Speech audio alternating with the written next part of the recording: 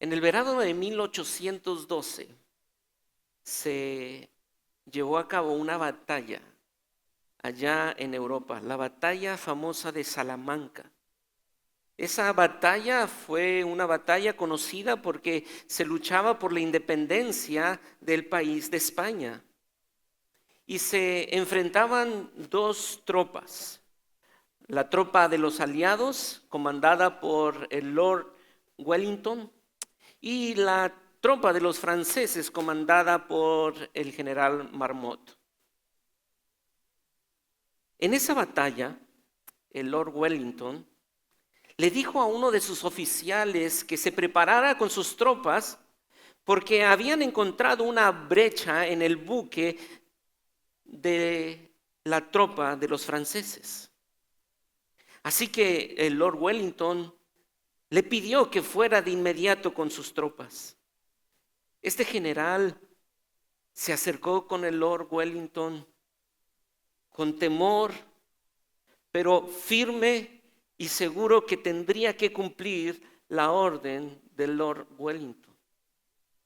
Y lo único que le dijo este general fue: Señor, yo lo haré, pero primero deme un apretón de manos con esa diestra conquistadora suya. A lo que el Lord Wellington accedió y se inclinó hacia él, le tomó la mano, lo abrazó y este general salió con su tropa cabalgando hacia el encuentro de la muerte. Nunca volvió, pero España recibió su independencia. Con frecuencia, cuando nosotros nos encontramos frente a tareas que implican un riesgo, nosotros necesitamos un apretón de manos de nuestro Lord. Necesitamos un recurso externo, necesitamos saber que hay algo por encima de nosotros que estará con nosotros o que nos apoyará frente a esos desafíos. Y con frecuencia nosotros nos encontramos frente a tareas que implican riesgo y necesitamos esa fuente de apoyo. Constantemente nosotros como creyentes seremos guiados por nuestro Señor, por nuestro Lord, a lugares en los que nos sentimos superados totalmente. Tareas que son imposibles de cumplir. Cuando nosotros vemos nuestros recursos y decimos: es que ¿cómo me va a pedir que yo haga esto si mira, mis recursos son limitados?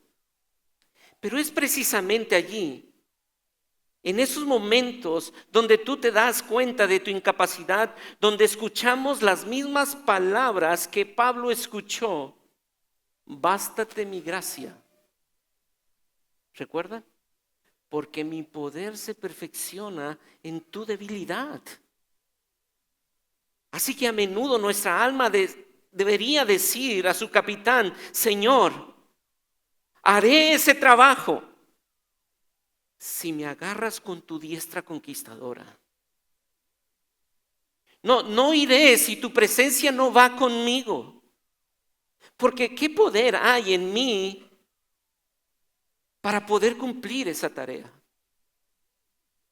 Pero cuán grande es el poder que hay en mí cuando Él me abraza y yo lo abrazo. Y ya no somos dos, sino somos uno. Y es que es la comunión con Cristo la fuente de fuerza que la iglesia hoy necesita, que cada hombre llamado por Dios para cumplir una tarea, ya sea de proclamación del evangelio a través de un pastorado o cumplir un llamado que Dios te ha dado como un servicio a esta iglesia, lo que Dios te haya mandado a hacer y el propósito que Dios te haya establecido, sabes, tú no lo podrás cumplir a menos que la diestra de tu Lord la abraces y esa diestra te abrace. Y porque en Cristo hay poder, porque en Cristo hay poder, mi hermano, tú y yo tenemos que aprender a depender de Él. Porque en el cumplimiento de nuestro deber habrá sufrimiento. Sí, habrá sufrimiento. Y porque en Cristo hay poder, aprendamos a depender de Él para sufrir bien. Porque mientras cumples tu llamado, mientras cumples esa tarea que Dios te ha dado, vas a sufrir. Y si tú no aprendes a depender de Él, vas a sufrir mal. Pero en Cristo hay poder para que tú puedas abrazarlo a Él y sufrir bien mientras cumples el llamado que Él te ha dado, porque en Cristo hay poder. Aprendamos a depender de Él para sufrir bien. La pregunta es, ¿cómo yo aprendo? ¿Cómo yo aprendo a depender de Él? Abrazar su diestra, abrazar lo que Él es para mí. Y hoy quisiera que viéramos a lo largo de estos versículos cómo Pablo nos va a mostrar que Timoteo tendría que aprender a depender de él para sufrir bien mientras cumple el llamado que él le ha dado, que Dios le ha dado. Y el primer punto, solamente veremos 2 puntos. El primer punto es: aprópiate de la gracia que hay en Cristo Jesús como tu única fuente de poder.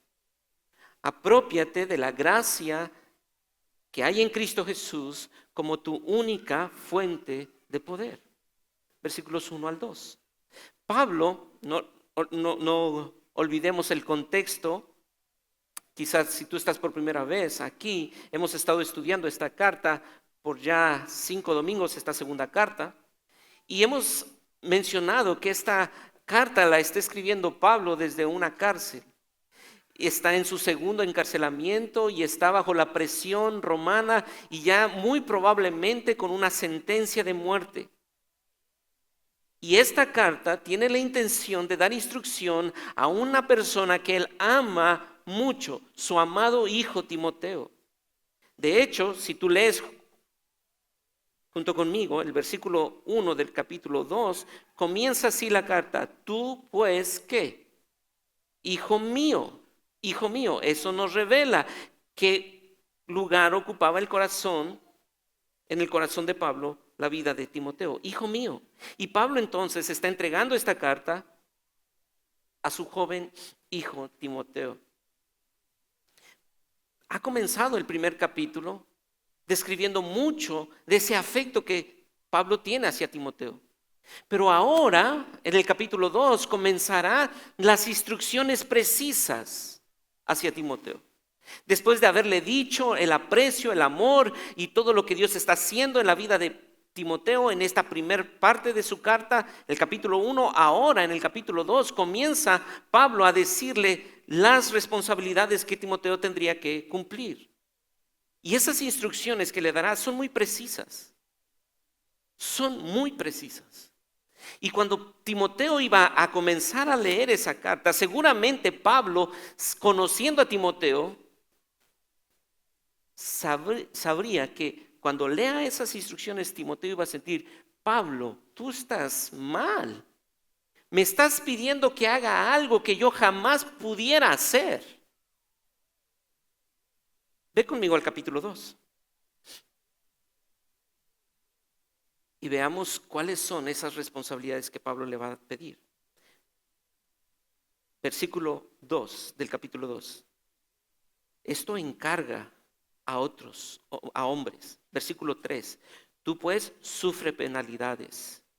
Versículo 8. Acuérdate de Jesucristo. Versículo 14. Recuérdales esto, exhortándoles. Versículo 15. Procura con diligencia presentarte. Versículo 16. Mas evita profanas y vanas palabrerías. Versículo 22, huye también de las pasiones juveniles y sigue la justicia, la fe, el amor. Versículo 23, desecha las cuestiones necias. Y comienza Pablo entonces a mostrarle todas esas instrucciones. Y cuando Timoteo va a leer esas instrucciones, seguramente va a sentir un peso enorme. Un peso enorme. Y no solamente va a sentir un peso enorme porque la tarea es tan grande, sino que aunado a que es muy grande la tarea, Pablo no va a estar con él. ¿Cuánto apoyo sentía Timoteo cuando recibía las cartas de su amado padre espiritual? ¿Cuánto apoyo? Pero ahora saber que la sentencia de muerte ya estaba dictada y que Pablo estaba a punto de morir, ponía más peso sobre los hombros de este joven Timoteo. Y allí, Pablo le dice a Timoteo una instrucción. Y no le dice, sé fuerte Timoteo, tú puedes. No le dice, tú podrás arreglártela por ti mismo. No, porque eso no sirve de nada frente a esa tarea. No puede. Por más que le dé aliento, por más que le sea un coach emocional, nada de eso podría ayudarle a cumplir la función. Le dice algo. ¿Lees conmigo? Versículo 1. Tú pues, hijo mío, esfuérzate en la gracia que es en Cristo Jesús. Esfuérzate en la gracia. Y la Nueva Biblia de las Américas lo traduce diferente. ¿Cuántos leyeron en la Nueva Biblia de las Américas? No dice esfuérzate, dice fortalécete. Y creo que es una traducción que nos permite entender mejor lo que Pablo le está diciendo a este joven Timoteo. El pensar en esforzarte depende de ti.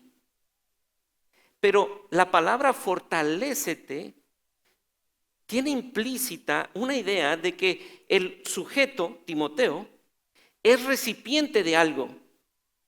De hecho, ese verbo, edinamau, está conjugado de una forma, y no me gusta usar muchos términos técnicos, pero es un verbo presente pasivo. Eso significa que el sujeto, Timoteo, es receptor de la acción. No es que yo puedo tener la capacidad para fortalecerme, sino que necesito una fuente externa que me fortalezca. Mi responsabilidad es buscar esa fuente, pero yo no tengo la fuerza para mantenerme firme frente al sufrimiento mientras cumplo mi tarea y la responsabilidad que Pablo me está encomendando. Fortalécete. ¿Y cuál es la fuente de poder para mantenerme firme? Volvamos al versículo. Fortalécete ¿en qué? En la gracia. Timoteo, apropiate de la gracia. ¿Y qué es la gracia? ¿Qué es la gracia? Favor inmerecido. Creo que muchos de nosotros, al igual que la misericordia, tenemos diferentes conceptos y quizá vayan en el mismo tono, pero casi siempre pensamos que la gracia es como unos billetes espirituales, un dinero espiritual. Como que Dios nos da un dinerito para que lo tengamos ahí, para cuando lo ocupemos. Como que es algo que Dios me da. Pero la gracia no es eso realmente. No. La gracia es una persona. La gracia no es una cosa. La gracia es una persona. Y quisiera citar aquí a Michael Rivers.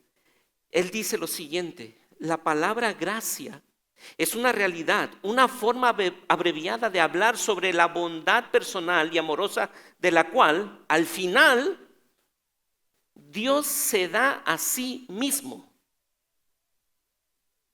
La gracia es Dios mismo, no es algo que te da, no es un billete, no es una fuerza, no es un bienestar, no es un sentimiento, es Él.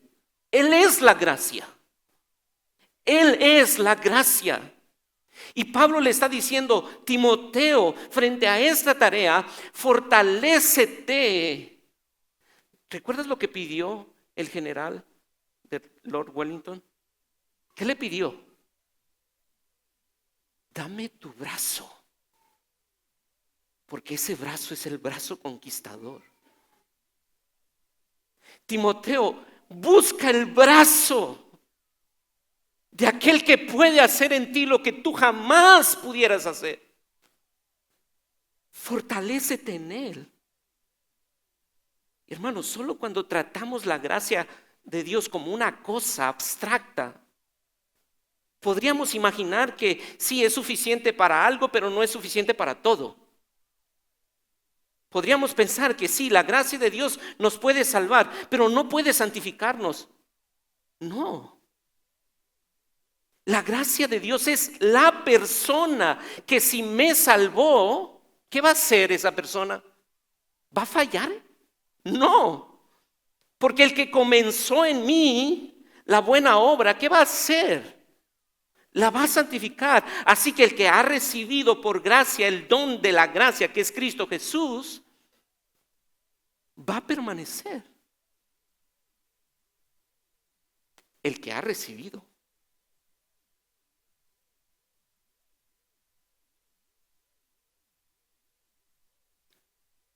Si la gracia de Dios ha llegado por medio del amado, la salvación que hemos recibido es plena. Porque hemos sido justificados con su gracia. Hemos sido santificados con su santidad. Hemos sido glorificados con su gloria. No es que me dio algo, es que me dio todo. Él se dio a sí mismo. Es como ese río poderoso que cae todo. Todo cae sobre ese pecador. No es solamente un pequeño brazo del río, es que todo el caudal de la gracia que es Cristo Jesús ha caído sobre ese pecador. Es cierto, ahora déjenme decir algo aquí. Es cierto, la gracia de Dios la podemos ver, y algunos teólogos hacen una división para poder entender la gracia de Dios, pero no es que esté dividida. Pero para efectos de estudio alguien pudiera decir que la gracia salvífica de Dios es algo y la gracia santificadora de Dios es también otra parte de esa gracia. Y lo es. Porque cuando nosotros pensamos en la gracia que salva, lo que está mostrando allí el Señor es misericordia, es su misericordia, es su atributo de misericordia. Que salva a pecadores como tú y como yo, que no merecíamos más que el justo juicio. La gracia da una salvación real por medio de esa justicia. Y a propósito, persona que estás aquí, tú pudieras haber estado toda tu vida aquí sin recibir esa gracia salvífica. Porque cuando tú recibes la gracia salvífica de Dios, recibes a Cristo mismo. No recibes un favor de Dios, recibes a Cristo mismo. ¿Qué produce Cristo? ¿Podría dejarte tal y como tú estás si tú has recibido a Cristo? Si Cristo es tu Señor. Por eso hoy te quiero pedir que tú evalúes y di, yo tengo a Cristo, Cristo es mi Señor. Porque esa es la gracia salvadora que muestra misericordia y que se revela a ti para que tú seas salvo por gracia. Pero la segunda parte de la gracia solamente por usar esa forma de expresar para estudio, para efectos de estudio. La gracia santificadora revela otra parte del carácter de Dios. La gracia salvadora, ¿qué revela? La misericordia de Dios. La gracia santificadora, ¿qué revela? El poder de Dios. A esa gracia es la que le está diciendo Pablo a Timoteo. Abraza esa gracia, fortalécete en esa gracia santificadora, porque ya eres salvo por gracia. Ahora abraza la gracia santificadora, ese poder de Dios. La gracia es poder, no solo es perdón. Es el poder que corría por el cuerpo de Cristo cuando fue resucitado, como lo dice Pablo a los Efesios en el capítulo 2. Ahí estaba la gracia santificadora que levantó a Cristo de entre los muertos. La gracia santificadora entonces se basa en el poder de Cristo resucitado. Y Pablo lo entendía muy bien. Pablo dependía de esa gracia santificadora cada día de su vida. De hecho, acompáñame a ver 2 de Timoteo, capítulo 4, versículo 17. Y veamos allí un par de versículos que nos van a ayudar a entender lo que estamos diciendo. 2 de Timoteo, capítulo 4, versículo 17. Pero el Señor estuvo a mi lado. ¿Y qué? Para que por mí fuese cumplida la predicación y que todos los gentiles oyesen. ¿Quién le permitió cumplir el llamado de la predicación? ¿Sí leíste conmigo? Pero el Señor estuvo a mi lado y me dio. Entonces la gracia no es una fuerza. ¿Quién es? Cristo Jesús. Y quiero animarte a que pienses en eso, porque muchas veces nosotros no conceptualizamos bien la gracia y decimos, Señor, dame de tu gracia. ¿Y qué es eso?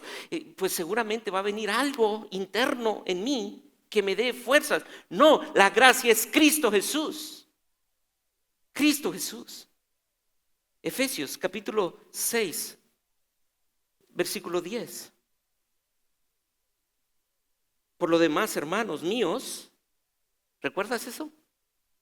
Por lo demás, hermanos míos, fortaleceos en el Señor y en el poder de su fuerza. ¿Quién es la gracia? Cristo Jesús. Cristo Jesús. Y lo que decíamos hace un momento en 2 de Corintios capítulo 12, versículo 9 y 10. Bástate de mi gracia, porque mi poder se perfecciona en tu debilidad. Así que déjeme hacer una aplicación. Nuestra fuerza no está aquí. Entonces, ¿en cuánto tiempo hemos estado como cristianos? Cuando estés en medio de tu batalla, no hagas uso de tu tiempo y de tu experiencia. No traigas a tu mente algunos versículos que tienes como si ellos fueran los que te van a dar libertad. No estoy diciendo que no memoricemos versículos, pero no confíes en eso como para decir, ese es el poder de Dios que me va a librar. No, no. O el ministerio que tienes. No. Nuestra fuerza en este momento de prueba está en la gracia que hay en Cristo Jesús. La gracia que hay, el poder que hay en Cristo Jesús. Y mi hermano, nuestra fuerza se deriva de nuestra unión con Jesús. Y es fortalecida por nuestra comunión diaria con Él. Si pudieran guardar eso en su mente. Nuestra fuerza se deriva de nuestra unión con Jesús y es fortalecida por nuestra comunión diaria con Él. Tú no tendrás fuerza a menos que tengas comunión con Él. Y sí, ahora sí, por medio de la palabra es que tienes comunión con Él. Pero lo que buscas en la palabra no es un amuleto para ser librado, sino que lo que buscas en la palabra es a Cristo Jesús. Si te encuentras desesperado por falta de fuerza, es un buen lugar. Si te sientes hoy en bancarrota porque dices, es que mira la tarea que Dios me ha dado. La tarea de criar hijos rebeldes. La tarea de amar a personas que son difíciles de amar. La tarea de amar a un cónyuge que me es imposible. Someterme a un hombre como él no me es posible. Mira la enfermedad que tengo ahora y tener gozo en medio de esta enfermedad es imposible, no es lógico, va a contracultura. Y lo es. Y lo es. Pero quisiera pedirte que pensaras en lo que el escritor de Hebreos en el capítulo 11, versículo 34. Y voy a leer esa última parte del versículo. Esa debilidad se convirtió en fortaleza cuando confiaron en Cristo Jesús. Y aunque ellos no veían lo que tú y yo vemos, ellos confiaban en el futuro, en un redentor. Igual nosotros podemos ver hacia atrás y decir, Él es nuestro redentor. Amigo, hoy tú puedes creer en Cristo Jesús como la fuente de poder para vivir una vida de piedad. Quizá hoy vienes cansado por tu pecado. Hoy te pido, ven a Cristo Jesús. En Él hay poder para que ese pecado sea roto. Y no solamente el poder, sino la paga del pecado sea roto. ¿Y por qué? Ahora volvamos al pasaje. Y vayamos a 2 de Timoteo capítulo 2, versículo 1. Tú pues, hijo mío, esfuérzate en la gracia que es en Cristo Jesús. Lo que has oído de mí ante muchos testigos, esta encarga a hombres fieles que sean idóneos para enseñar a otros. Ahora, Pablo le está pidiendo a Timoteo que se esfuerce en la gracia que es Cristo Jesús. ¿Pero por qué? Miren la encomienda que le va a dar. Tu responsabilidad, ¿cuál es? Encargar lo que has oído ante muchos testigos, y tú se lo vas a encargar a hombres fieles. Esta palabra encargar tiene la connotación de encomendar, de ponerlo frente a otros. Y de hecho, el Señor Jesucristo utilizó esta palabra cuando dijo, en tus manos encomiendo mi espíritu, lo pongo frente a ti. Ahora, Timoteo tiene la responsabilidad de escuchar lo que Pablo ha predicado ante muchos testigos y decirle a otros que escuchen este mensaje para que estos que escuchen este mensaje por medio de Timoteo lo compartan a otros. ¿Cuántas generaciones hay ahí? Pablo, Timoteo, los que están escuchando a Timoteo y los que van a escuchar lo que le digan los que escucharon a Timoteo. ¿Me explico? 4 grupos. Y a ver, Pablo, tú me estás pidiendo que yo sea el encargado de escuchar el mensaje que tú has compartido, compartírselo a otros fielmente para que ellos lo encomienden a otros, sí, y depende de ti. Yo, Timoteo, ¿tú sabes quién soy? ¿Sí? Por eso te pido que te fortalezcas en Cristo Jesús. Timoteo, esto te encargo. Ahora, pero esta tarea es comenzar a buscar algo que yo no tengo posibilidad. ¿Quién tiene un detectómetro de fidelidad? ¿Lo han conseguido? No. La tarea entonces requería eso del versículo 1. ¿Y qué es lo que le pide? ¿Encomienda esto a hombres? fieles. Los hombres a los que él debe encomendar esta labor poseen dos cualidades. Deben ser hombres fieles y también deben ser capaces de enseñar a otras. Estas dos características hablan de la cualidad y de la habilidad. Cuando nos referimos a cualidad, nos referimos a una cualidad de carácter, y la habilidad de la enseñanza. Y esto ya lo habíamos visto cuando estudiamos la primera carta de Pablo a Timoteo en el capítulo 3, versículos del 1 al 7. Solamente ahí hay una descripción más detallada. Pero si nosotros pudiéramos encerrar dos virtudes de esa lista larga que Pablo le da en el capítulo 3, versículo 7 de su primera carta, tendríamos que decir que allí esa lista se encierra en cualidades de carácter y habilidades de enseñanza. Pero es de llamar la atención que en ambas Pablo pone un orden. Y el orden aquí altera el producto. ¿Cuál es el orden? Primero observa que sean fieles y después que sepan enseñar a otros. La fidelidad es algo que se debe observar. Hermano, ¿cómo mides la fidelidad en corto tiempo? ¿Se puede? No.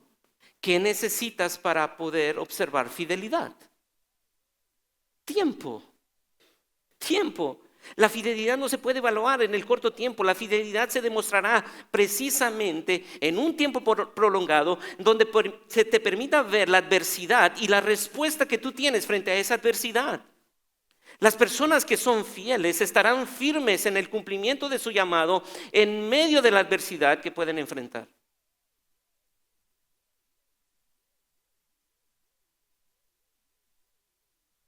Piensa en esto, porque a veces pudiera ser tan atractivo escuchar a las personas. Y la verdad es emocionante cuando una persona tiene la habilidad de enseñar. A nosotros nos gusta sentarnos con personas que son hábiles en la enseñanza. Y eso es un don de Dios. Pero no es el único requisito. Necesita ser, ¿qué? Fiel. Y eso, el único instrumento que tenemos para ver si es fiel es el tiempo. El tiempo. Que en medio de la adversidad pueda mostrar fidelidad.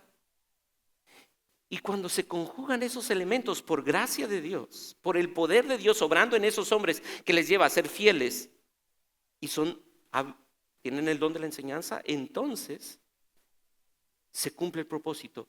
Lo que he escuchado, lo comparto a hombres fieles que saben enseñar, que lo comparten a otros, se preserva el evangelio y esos preservan el evangelio a la siguiente generación. Y piénsalo, el mensaje de Pablo, ¿cuándo fue escrito? Este mensaje, por lo menos esta carta está escrito en el 65, entre el 65 y el 67, desde esas tierras romanas. Pero hoy estamos en el año 2024, en tierras no romanas, sino regiomontanas. 1957 años. ¿Cómo sucedió eso? ¿Cómo es que hoy podemos estar predicando el mismo evangelio que predicaba Pablo?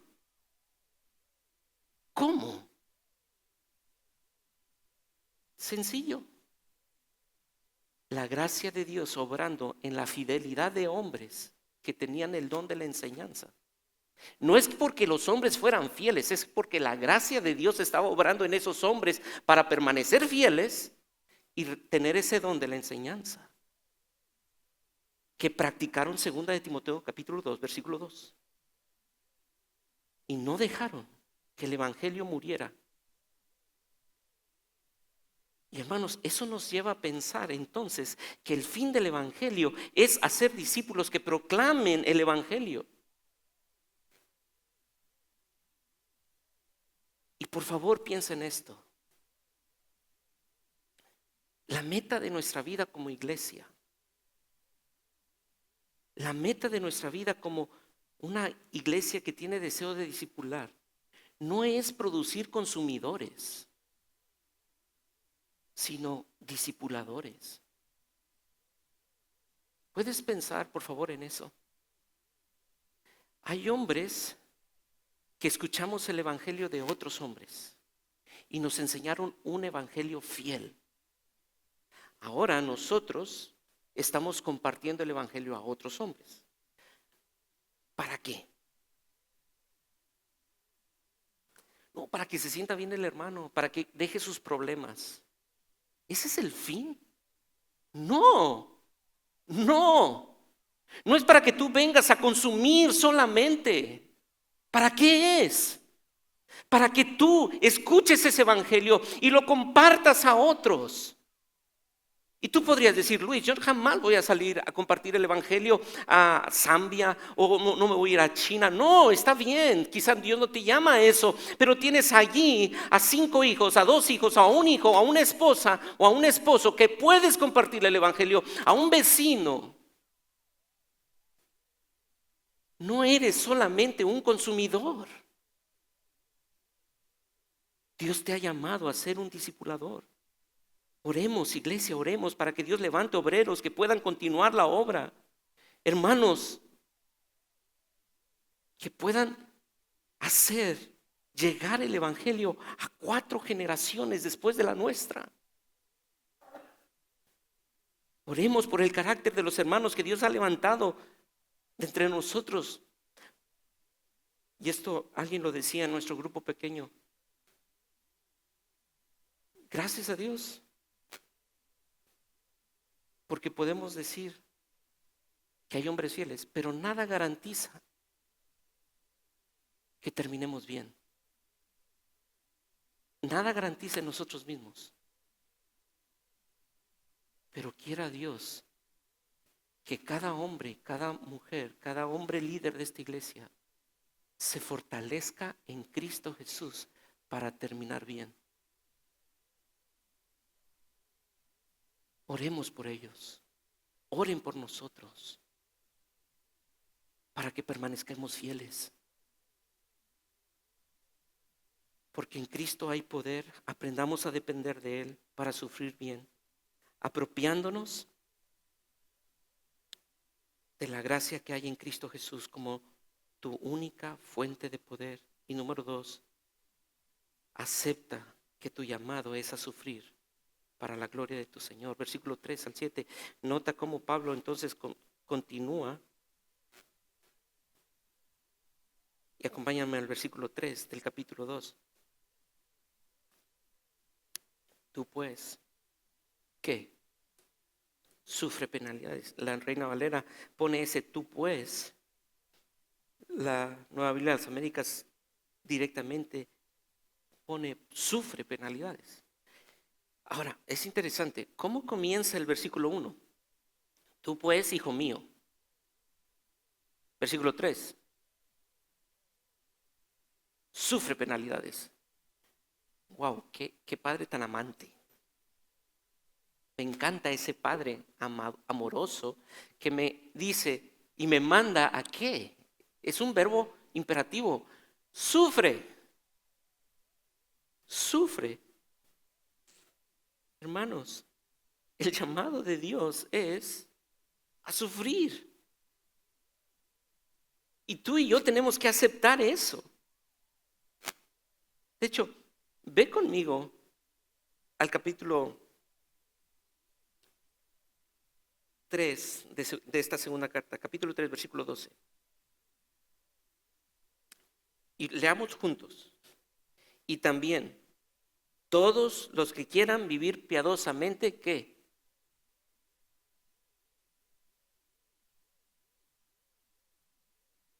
Padecerán persecución. ¿Podemos leerlo nuevamente? Y también todos los que quieran vivir piadosamente en Cristo Jesús.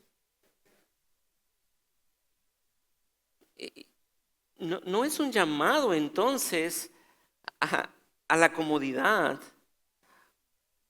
sino es un llamado al sufrimiento.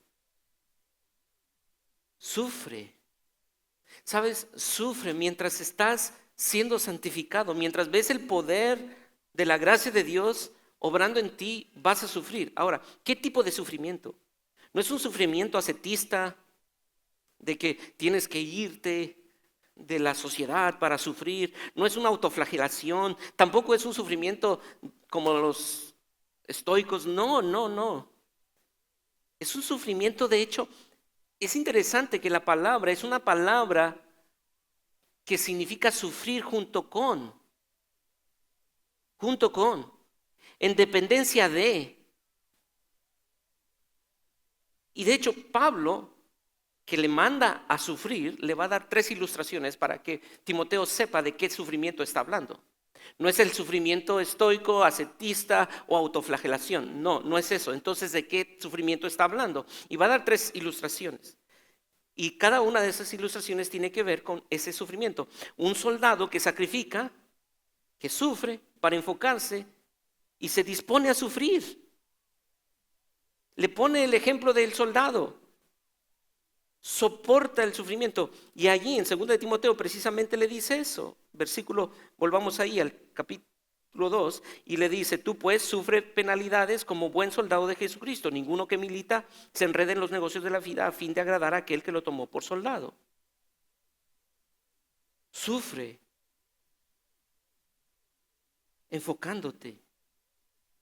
No te distraigas. No te distraigas. Mantente enfocado en el cumplimiento de tu llamado. El llamado al ministerio es un llamado a pagar un alto precio. Y tienes que tenerlo claro y mantenerte enfocado. Y a miles de hombres soldados les ha costado la vida. Hermanos, sí. No estamos diciendo nuevamente que vengamos a martirizarnos al ministerio. No, ese no es el llamado. Hacerte mártir. No. Porque a veces tenemos esa idea, como que, el ministerio lo tengo que poner como el cuadro donde yo estoy sufriendo por el evangelio. Por favor, véanme cuánto estoy haciendo por el evangelio y tengan compasión de mí. No, ese no es el llamado. El llamado es: ven, cumple tu llamado como un soldado. El soldado se enfoca y cuando se enfoca va a estar dispuesto a sufrir. Si le habla el general y le dice: general, es hora de ir tras los franceses. Dame tu mano, Lord, que yo iré. Y estoy enfocado. No se anda martirizando, simplemente cumple su función. Porque está enfocado. Pero aquí me parece oportuno reconocer, hermanos, algo. Vivimos en una generación muy distraída. Muy distraída. En la época de antaño nosotros sabemos, algunos saben, en la época de antaño, que para distraerte necesitabas salir, ¿cierto? Si querías distraerte tenías que salir de tu casa, ir a buscar en qué distraerte, porque en casa, a menos que tuvieras televisión, pero si no había, no tenías. Pero ahora la distracción está en nosotros. ¿Dónde está tu celular ahorita? Ahí. En la vida cotidiana las personas tocan más de 2.617 veces su celular. El promedio general del uso del celular es 3 horas. Escribiendo, deslizando el dedo en nuestros dispositivos. ¿Qué tan fácil es para nosotros distraernos en cosas que simplemente no importan? Hay cosas buenas que le impiden a un soldado cumplir con su llamado. Déjeme decirlo nuevamente. Hay cosas buenas que le impiden a un soldado cumplir con su llamado. Y por eso Pablo le dice: ninguno que milita se enreda en los negocios. Se enreda en los negocios, se distrae en los negocios. No es que deja de ser papá, no es que deja de ser esposo, no es que deja de trabajar, no. Se enreda, hace que su corazón se enlace con los negocios de la vida. El dinero no es el problema, ¿recuerdas? Mi corazón abrazando el dinero, entrelazándose al dinero. ¿Y cuál es la única solución para esto? Que mi objetivo sea agradar al que me tomó por soldado. Fortalécete en la gracia que es en Cristo Jesús, pensar en Cristo, enfocarme en Cristo, ver a Cristo. Él es mi capitán, Él es mi capitán. Somos soldados enfocados en el reino eterno, con la disposición de sacrificar por la expansión de la gloria de nuestro Señor. Número 2, el segundo ejemplo, ilustración, el atleta. Si pueden poner allí las frases que están después de cada punto. Pero ahora veamos un atleta que vive una vida de disciplina y sufrimiento. Un atleta que vive una vida disciplinada y sufrimiento. Ese es el segundo ejemplo. Para ser un ganador en esas competencias donde Pablo tenía claridad de lo que estaba hablando frente a esa comunidad griega donde él había estado en algún momento, él sabía lo que significaba ser un atleta que compitiera y que ganara. Y nadie ganaba si intentaba hacer algo sin disciplina. Muchos intentaron competir sin someterse a las normas de la disciplina.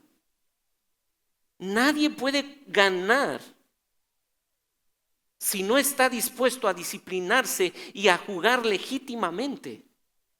Nadie. Muchos intentarán competir brincando las normas de la piedad.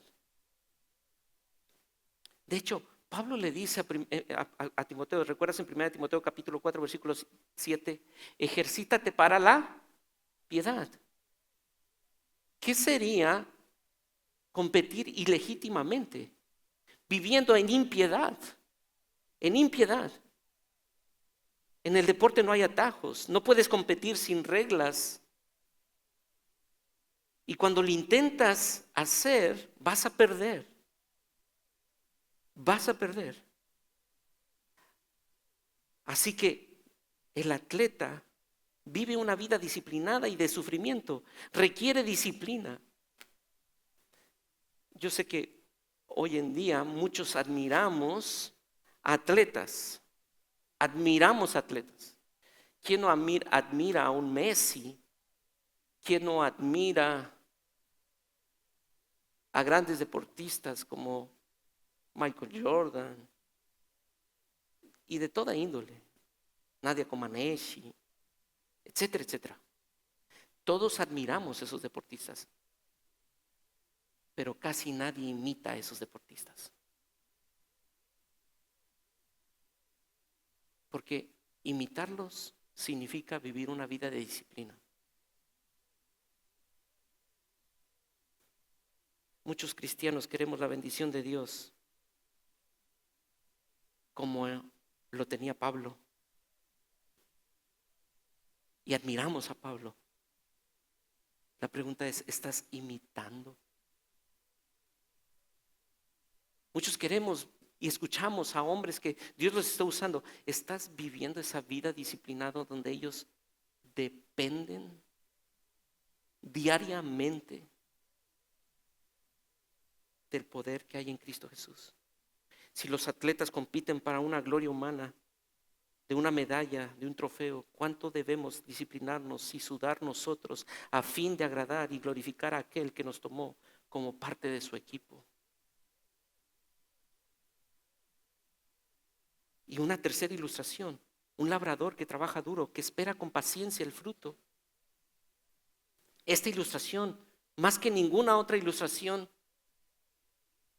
tiene la intención de mostrar precisamente la paciencia de aquel que está allí, trabajando pacientemente. Y eso implica dolor y sufrimiento.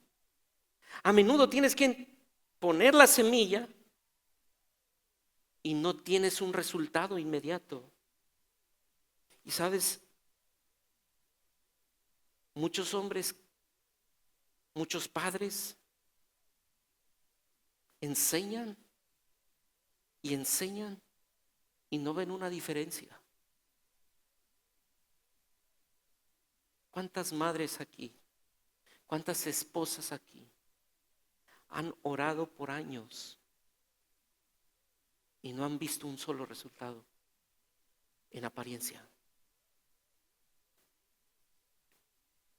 Y eso causa dolor y sufrimiento. Pero solo en Cristo hay poder para aprender a depender de Él mientras sufrimos. Mantente firme, esperando que Dios dé el fruto.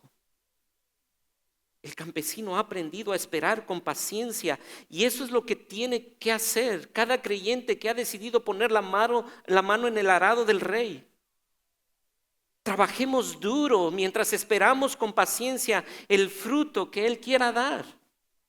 No me corresponde a mí el resultado, no me corresponde a mí el fruto. Lo que me corresponde a mí es sembrar, y Él dará el fruto que Él quiere dar. Por eso Pablo le dice a los hermanos de Gálatas en el capítulo 6, versículo 7, no nos cansemos pues de hacer el bien, porque a su tiempo segaremos. Si no, desmayamos. Y Pablo termina en el versículo 7 esta primer parte, el primer párrafo. Pero antes de leer el versículo 7, quisiera citar aquí a H.C. Riley. Este pastor anglicano del siglo XIX escribe algo acerca precisamente del sufrimiento en la vida del creyente. Y dice así: nunca dejaré de enfatizar mi convicción de que no hay crecimiento espiritual sin sufrimiento. Sería igual que esperar que un labrador prosperara si solo se contenta con sembrar su campo y no volverlo a ver hasta el día de la cosecha. O pretender que un cristiano alcance un alto grado de santidad si no es diligente en la lectura de la Biblia, la oración y el uso del día domingo. Nuestro Dios es un Dios que obra a través de medios y nunca bendecirá, y quiero enfatizar eso, y nunca bendecirá el alma de aquel hombre que considera que su nivel espiritual es tal que ya puede prescindir de los medios de gracia. Mi amada iglesia, no creceremos si no estamos dispuestos a sufrir por Cristo. No creceremos si no estamos dispuestos a sufrir por dejar el celular y concentrarnos en la lectura de la palabra. No creceremos si lees un versículo, te duermes porque te da sueño el versículo, pero no te duermes pasando 2475 reels. No creceremos. No creceremos si no estamos dispuestos a orar con diligencia y con seriedad, como si nuestra salud espiritual dependiera de eso. No creceremos en poder si no estamos dispuestos a sacrificar 30 minutos de sueño para llegar temprano a adorar como comunidad, y sacrificar 30 minutos de saludo o de hambre para quedarnos y saludar a otros. No creceremos en poder si no estamos dispuestos a sufrir por el tráfico de esta ciudad y estar dispuestos a ir a un grupo pequeño y tener comunidad con otros. No creceremos si no estamos dispuestos a despojarnos de nuestro orgullo para someternos unos a otros, a amarnos unos a otros, a perdonarnos unos a otros. No creceremos. No creceremos si no estamos dispuestos a sacrificar el cine. No sé cuánto gastas cuando vayas al cine. Y no estoy diciendo que sea malo ir al cine. Estoy diciendo que si no estás dispuesto a sacrificar una salida del cine, que gastas 500, 600 pesos, para invertir eso en el campo misionero y decir, hay hombres y mujeres allá entregando su vida, hay hombres y mujeres aquí preparándose para ir al campo misionero, y yo estoy dispuesto a sacrificar 600 pesos para que en vez de ir 2 veces al mes, vaya una sola vez y lo ponga. No creceremos si no estamos dispuestos a invitar a familias a nuestra casa para que ellos vean cómo se vive el evangelio y nos multipliquemos haciendo discípulos. Amados hermanos, si estamos dispuestos a sufrir, si no estamos dispuestos a sufrir esos pequeños sufrimientos y sacrificios, wow, te está quitando la vida. Si no estamos dispuestos a sufrir eso, jamás podremos dar la vida por causa del evangelio. Es tiempo de que aprendamos a fortalecernos en el Señor.